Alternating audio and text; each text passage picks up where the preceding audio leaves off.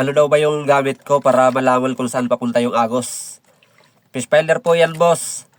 Nalalaman po dyan kung may bahura sa ilalim, tsaka kung saan papunta ang agos, at tsaka yung lakas ng agos kung gano'ng kalakas. Papakita ko sa iyo, boss, ha. Magpapaandar muna tayo, boss.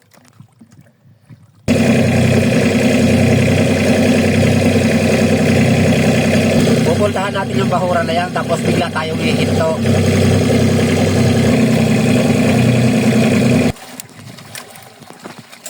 Ayan mga boss, pag nakahinto na, antayin lang natin ng mga ilang segundo o kahit 1 minuto para tangayin ng agos yung bangka kung saan papunta.